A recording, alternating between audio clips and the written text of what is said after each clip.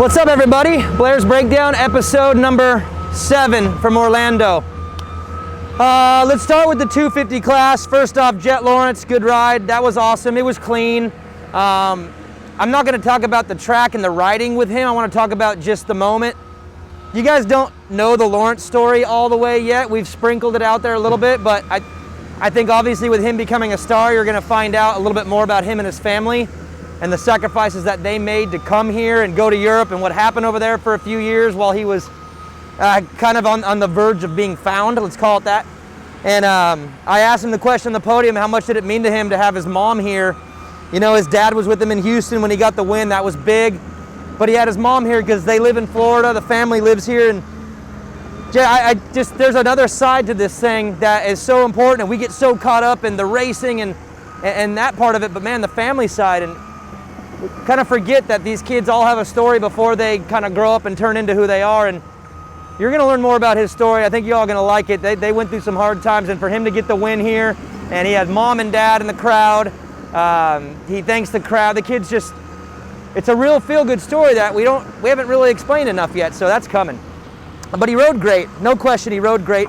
Colton Nichols rode good too.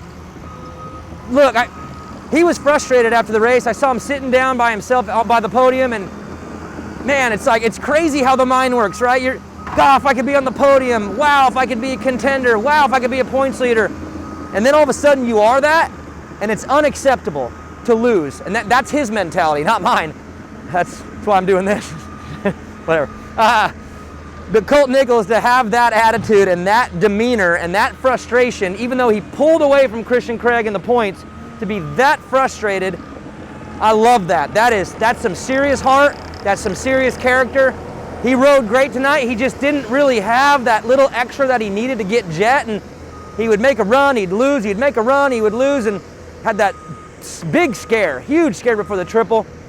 And I just like his mentality. That's a championship mind right there. He gets second on the night. You know he's getting a bonus check. You know the points are looking good for him, and to be upset about it because he didn't win, it's a good attitude. Christian Craig. So after he goes down, I jam out to the pits because I need to find out what's going on. Is he going to race? Like, what's the deal? We saw how bad that crash was and what he was doing with his hand. I get to the truck, Yamaha, and I see Will Hahn. I'm like, what's the status with the bike first? Because they're working on it. He said, oh, we're lucky. Like, nothing but the bars. They switched the bars out, all good. I said, what's the deal with Christian? And he's like, man, he's going to go for it. And I look over at him, and I'm kind of leaving, trying to figure out, like, how he's acting, and he's in a lot of pain, just all by himself. They're wrapping up his hand, and he is just like, I could tell that he was in a lot of pain. So I give him credit for coming out, winning the LCQ, and getting that start and getting third. And he saved his season. He's in it. It's 8 points with 2 races to go. One of them's a showdown, and you know how crazy those can be. So it was a gutsy ride by him, and I know he was in a lot of pain. And you know, sometimes when the cameras are all on you, you know, riders, they can be a little dramatic. I've seen it before. I'm not going to name names, but I've seen it. But I saw the look on his face at the truck by himself, just alone. It was not good. I know he's in a lot of pain. I don't know what the status is, but high character moment for him to be able to put it on the box, get those points, and save his season. So Christian, good job, and heal up. I know you'll be good in Salt Lake. Colton Nichols, good job. Man, you got the mind right now. I love it. And Jet Lawrence, the kid, good job. Big night for him and his family. Unbelievable for the Lawrence family. So that's 250s. Let's go find our man Alex. I got questions. I want to know how today happened. What the decisions that were made throughout the day to pull the tarp, groom the track, how to do it. It ended up being perfect, and it could have not been. It was wild this morning. Let's go find him and find out why he made the decisions he did. Let's go. All right, here we go. This is my guy, Alex. Great job today, first thing. So tell me about this dirt, because I think it's good stuff. Like, I really like it, and you're like, this was a pain in the butt. Explain, why? It just turned into like concrete almost.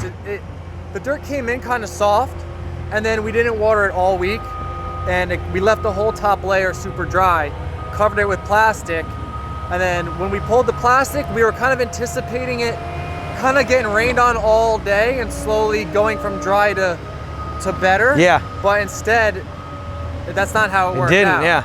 So when we did pull the plastic, there was all wet spots in the bottom. Jumps were bone dry. So it sucked for us to work with because we're basically pushing a wet, sticky material on top of bone dry jumps. Yeah. And it just didn't stick. Okay. So you're almost mixing two things together that weren't coming together. We struggled a little bit as far as our maintenance is. I felt like it was my first day, but the track turned around to be pretty good. I mean, it got real hard, almost like the test tracks kind of. I mean, look at that triple face.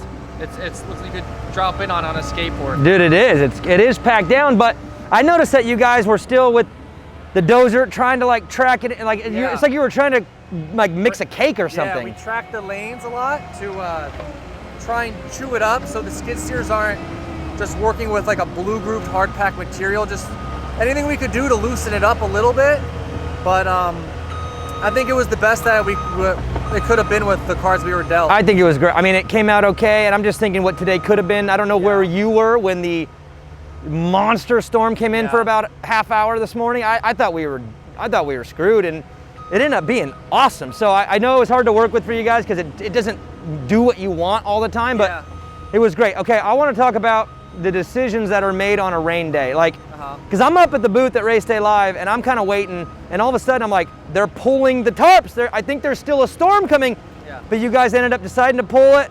It was going to be maybe one session, ends up being both. I thought you guys gambled. You got the gamble right, but take me through the process of making that decision. Yeah, so we met with Mike Mewey and AMA beforehand, and we looked at the radar, different weather channel apps, and we just have to make the decision. So the first option is just pull the tarps at 8:45 and run the day as scheduled. The second, which couldn't, because what was coming in was red, dude. Yeah.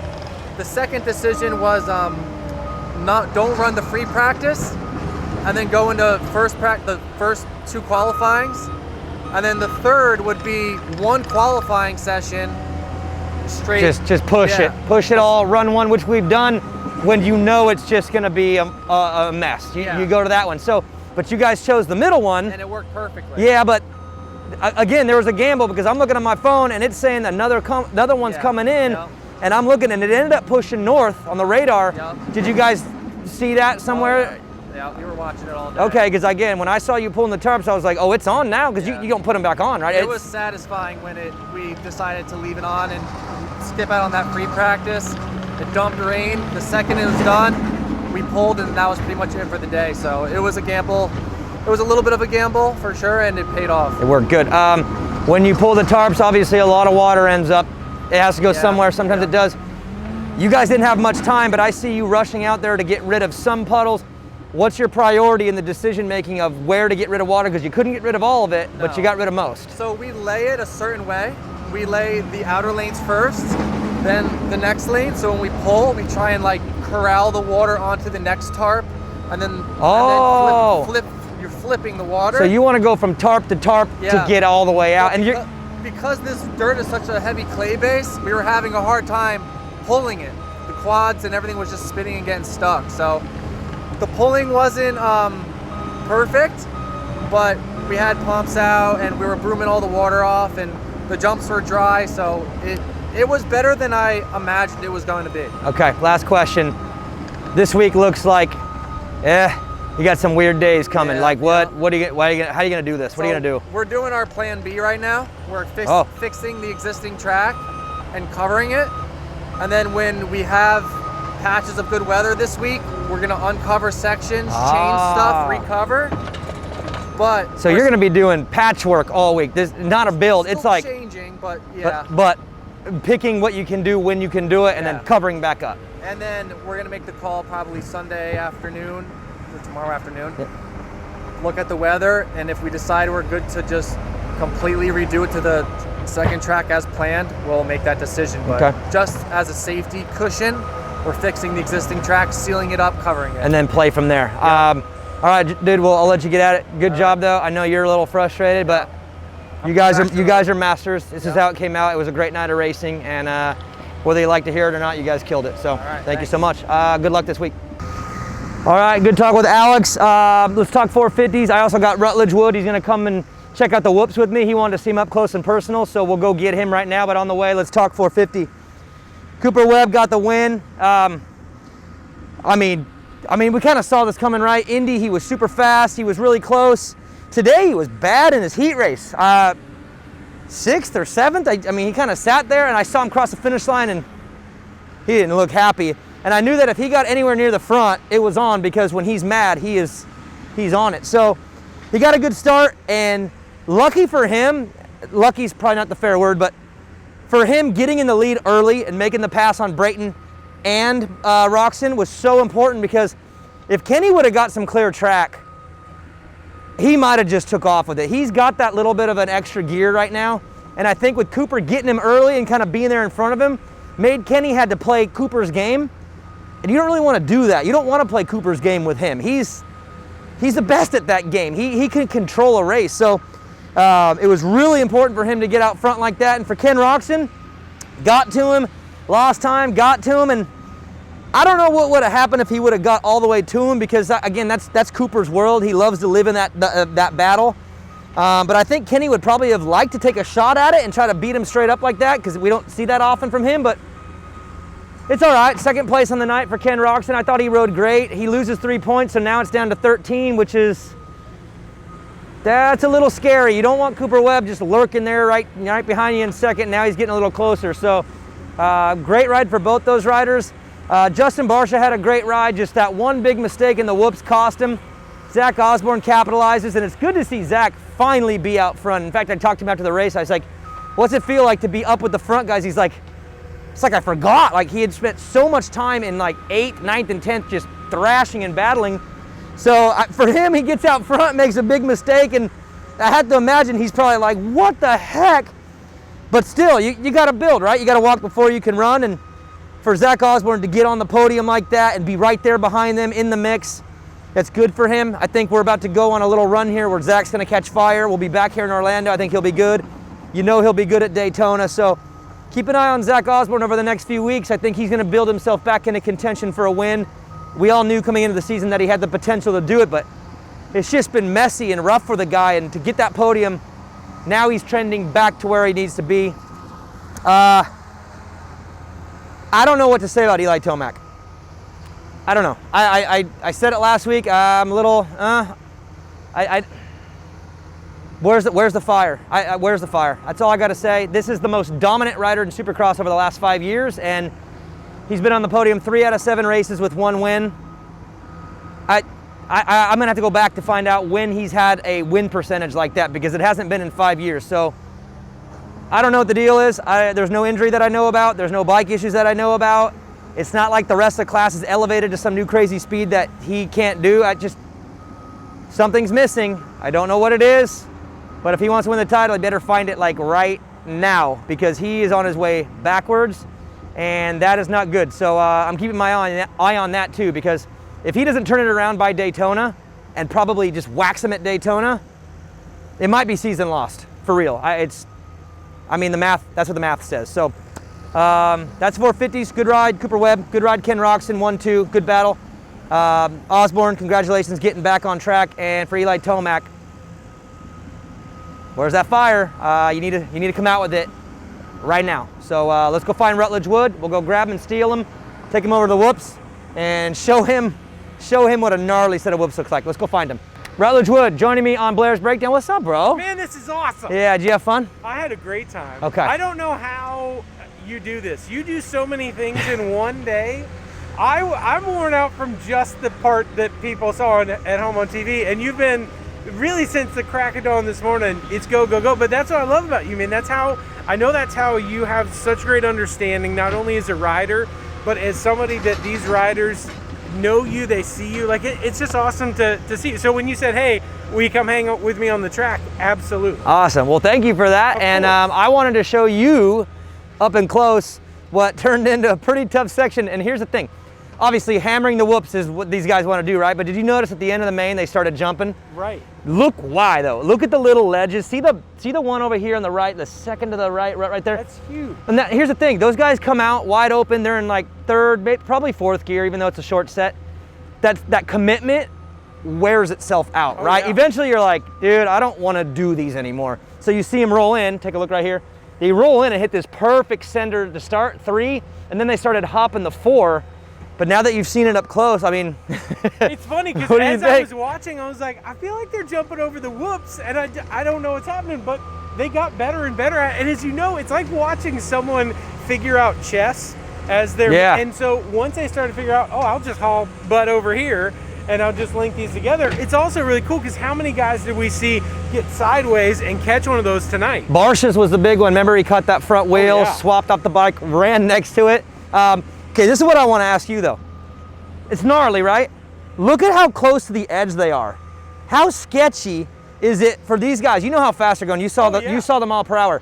Blitzing the edges like that. I mean, isn't that, you're thinking foot peg's gonna grab one of those blocks, right? Keep in mind, those boots that these riders are wearing are also, this isn't like a skinny sneaker. Like, this is a big old boot on the side of a peg. Like, the fact that more people didn't hit tough blocks tonight blows my mind, because again, they're just trying to change their lines up, find the fastest way, but it's so sketchy because you're also elbow to elbow with another dude that wants your spot. Yeah, and again, think about it from the mental side of things. You've got the physical side, your body, your bike have to work together. You have to concentrate, but then you have the guy in front of you, you try to pass. You have the guy behind you, you're trying to defend. All that is going on in one moment. I mean, think about the focus that's needed to do that for 20 minutes long when your heart rate's at 190. That's why I wanted to show you this section. Oh, actually, come here. This is the cool part too. Look at the cup. How weird is that? Remember, these are all starting out like this. Right. But look at how it comes in, and you have this little cup. They're just ripping the top of that thing, got all the way through, watching those little edges, and we talk about concentration, all those thoughts. You miss that by this much, you have Justin Barcia issue. Absolutely. Absolutely. And what I love is that it's hard for us to walk on these. We got a cat skid steer down here that makes it look easy.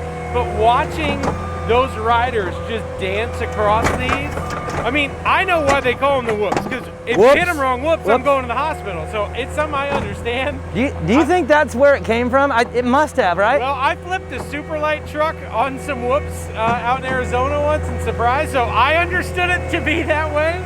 But the people in the hospital were very nice. Did you say whoops when you did it? I did. I did. They flipped me back over because I landed on my roof. Okay. Let me get a quick evaluation from you on the night. Cooper Webb and Ken Roxon, just what did you think of that battle? Pretty cool, right? I loved it. It was so cool to see Cooper have that kind of a run. I mean, we know how talented he is.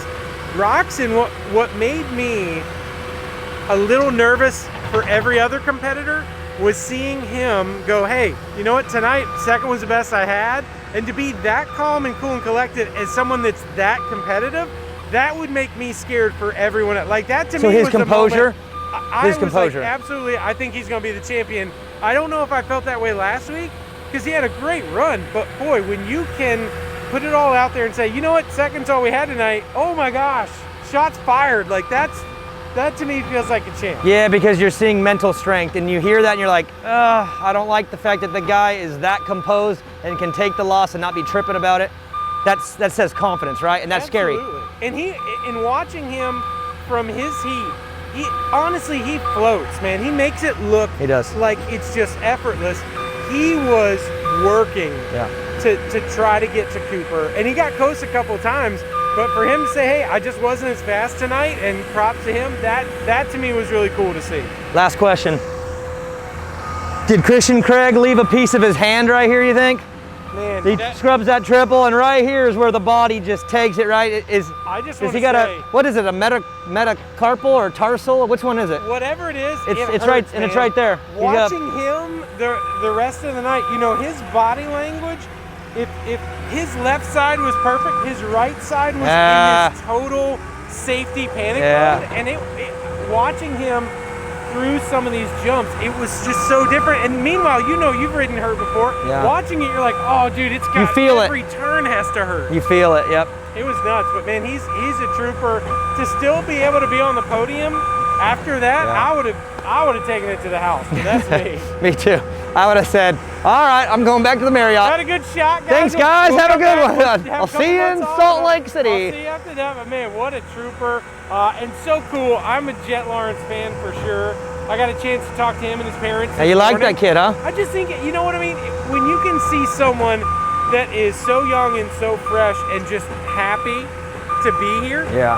I know that he's incredibly happy to win, but I think he would have been happy with a podium. He would have been happy with top 10. He just has that attitude that also shows me that he wants to learn more.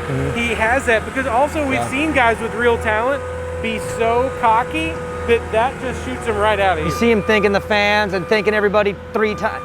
Kid's got a good attitude, good character, and I think he's got a good group around him that's making sure he stays who he is, which is a fun, likable kid, and not get cocky and not get...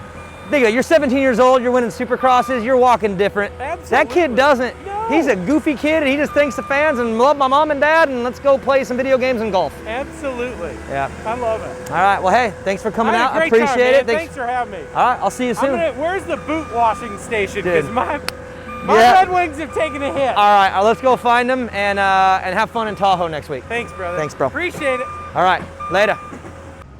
All right, that was Blair's breakdown from round number 7. On to Orlando 2, which will be round number 8, and another good night of racing and another breakdown coming next week. So we'll see you guys then. Peace. What? Go back to the hotel, bud. Get after it. Right there. See you. Well, track ain't gonna build itself.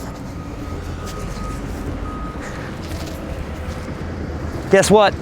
I've been asking for gator pits for years. We're in Florida, gator pits going in.